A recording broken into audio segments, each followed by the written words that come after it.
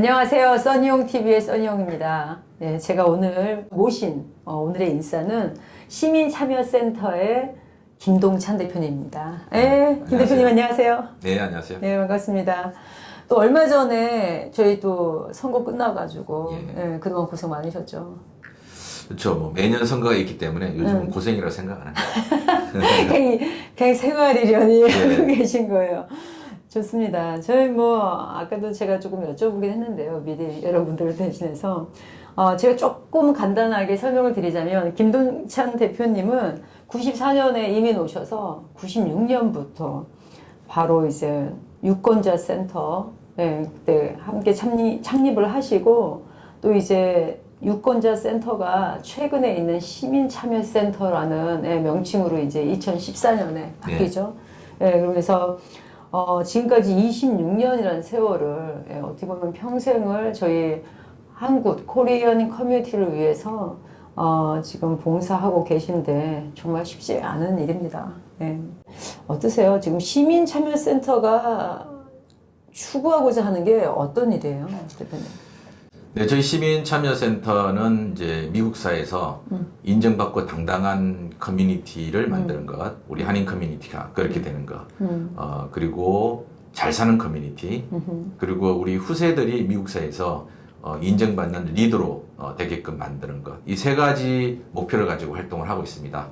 그 활동의 일환으로서 이제 저희들이 미국 사회에서 당당한 시민으로 되는 것은 유권자 등록을 통해서 투표를 높이는 것이고, 또 타운홀 미팅 같은 것을 통해서 한인 커뮤니티의 의사들을 조직적으로 현실 정치인들에게 전달해서 그것이 우리 커뮤니티에 도움이 되게끔 하는 것, 주로 이런 것들이 있습니다. 그리고 잘 사는 커뮤니티를 만드는 것은 미국 사회에서 불안에 떨지 않고 우리가 좀 우리 하고 싶은 일들을 제대로 하게끔 하는 것, 특히 요즘과 같은 에이시안 혐오 범죄가 있을 때 어떻게 하면 우리의 잘 사는 커뮤니티를 만들 것인가, 그것은 이제 그동안은 이제 우리가 참여 활동을 통해서 우리의 목소리를 전달할 수 있는 수준까지 왔습니다. 이것은 의회에 대한 어떤 우리의 공략할 수 있는 능력을 키워왔는데, 이제는 우리 커뮤니티가 어떤 어려움을 처했을 때 사법적으로 커뮤니티 이익을 위해서 싸울 수 있는 그런 활동들을 하는 것입니다. 그래서 리걸 태스크포스 같은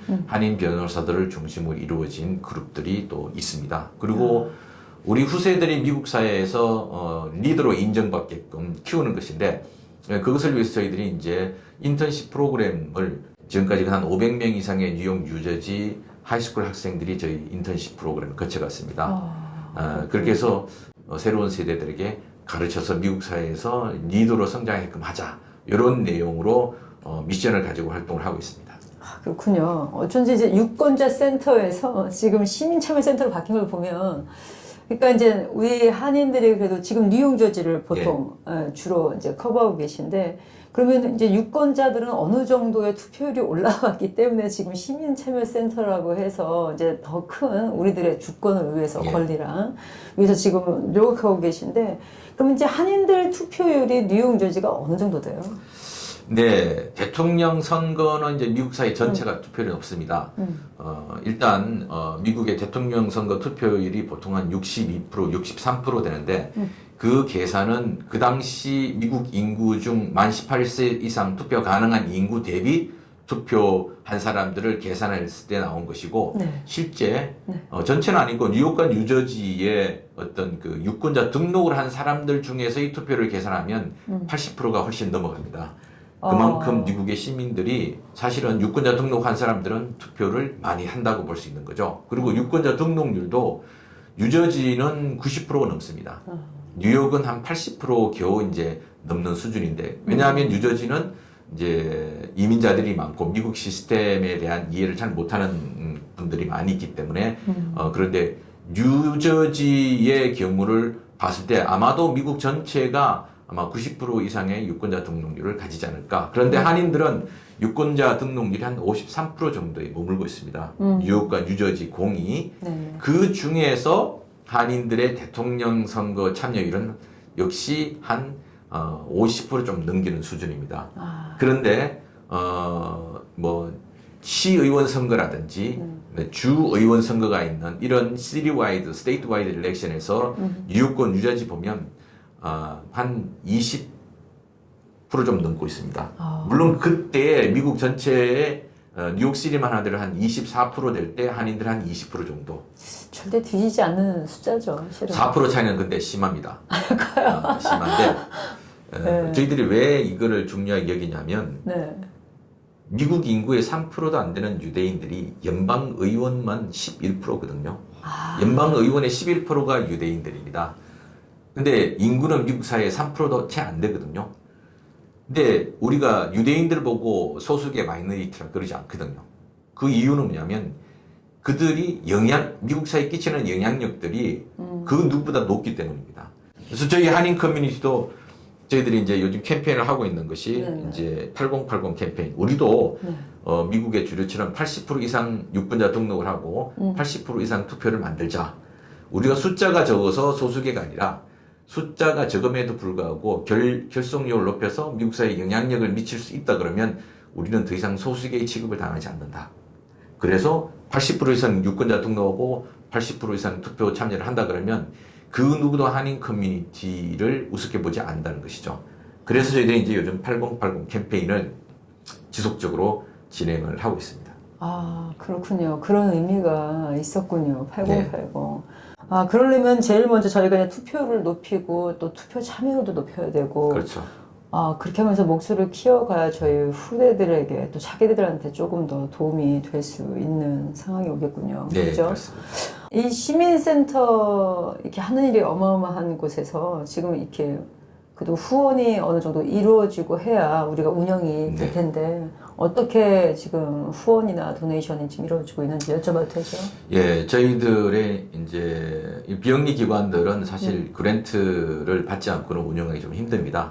그래서 일단 그동안 26년 활동으로 저희들이 이제 뭐 정부나 그다음에 어떤 파운데이션 으로부터 1년에 한 18만 불 정도 이제 그랜트를 신청해서 받는 게 있습니다. 물론 이게 매년 18만 불이 된다는 보장은 없습니다. 늘어날 때도 있고 또 줄어들 때도 있고 그렇지만 일단 그런 게 있고 그다음에 저희들이 매년 이제 갈라를 해서 이제 만드는 돈이 있고 또 매달 저희들에게 후원해주는 뭐 그런 에이시마트나 데스팅디바 같은 그런 기관 그런 그 기업들도 있습니다. 거기에 후원이 좀 상당히 크죠. 아, 예. 아, 또 이렇게 우리 또 한인 또 이런 비즈니스 사업체에서도 후원을 해주고 계시군요. 네네. 반가운 소식입니다. 그러니까 그 말씀은 이제 우리 코리안 커뮤니티의 어느 분들도 후원에 참여할 수 있다는 그런 말씀이시네요. 예, 뭐 저희 이사들이 늘 갈라를 하면 본인이 열심히 활동한 것도 있지만 또 많은 후원들을 또 본인들이 직접 하고 만들어 오기도 하고 그래서 사실은 뭐 시민참여센터는 한인 커뮤니티의 뭐 지지와 후원으로 지금까지 유지되어 온 것입니다. 그렇죠. 네, 아, 그래도 대단하십니다. 뭐 26년이면 이제 뭐 한 4년만 지나면 우리가 1세대. 그렇죠. 그래서 그동안 해오신 일들에 비하면 아, 지금 조금 리턴이 너무 좀 작지 않나 해서 좀 아쉬움이 있어요. 그래서 저희가 아니 앞으로도 이제 관심을 많이 가지고 시민참여센터에 저희가 참여를 많이 해야겠네요. 그죠? 그래서 참여 많이 하고 그다음에 저희도 뭐 후원할 기회가 있다면 저희들도 후원에 함께 또 참여하고 그리고 제 끝으로 그러면은 우리 김동찬 대표님께서 시민참여센터를 운영하시면서 저희 우리 코리안 커뮤니티들한테 바라고 또 바라는 일들이 있으시다면 네, 좀 말씀해 주세요. 예, 일단은 전체적으로 우리 한인 사회의 지금의 우리 좌표가 뭔가를 좀 우리가 파악을 해야 될 것 같습니다. 네. 그러니까 저희들은 이제 92년도 LA 폭동을 평가하면서 그럼 우리가 여기서 어떻게 해야 될 것인가라는 것으로부터 출발했습니다. 그때까지만 하더라도 한인들이 소위 말하는 아메리칸 주림이었죠. 미국에서 열심히 일해서 좋은 집, 좋은 차, 좋은 학교에 보내고 나는 돈을 벌어서 금이 환영을 해야 되겠다라고 이민 보따리를 안 풀고 대부분 있었습니다. 근데 막상 미국 사회에 위기의 상황이 발생하고 새로 성장한 2세들이 자기 목소리를 내면서 이게 한국으로 금이 환영한다고 돌아갈 수 없는 상황이 된 거죠. 그래서 우리가 코리안 아메리칸으로서 거듭나야 되겠다. 미국 사회에서 동등한 대우를 받고 생존할 수 있는 그런 한인 커뮤니티가 돼야 되겠다라는 판단을 하게 된 것입니다. 그래서 그 처음 시작이 우리의 목소리를 내기 위해서 유권자 등록을 하고 투표를 하자. 폭동이 일어났을 때 우리가 많은 피해를 봤지만 아무도 한인들에 대해서 목소리를 높여주는 사람이 없었습니다.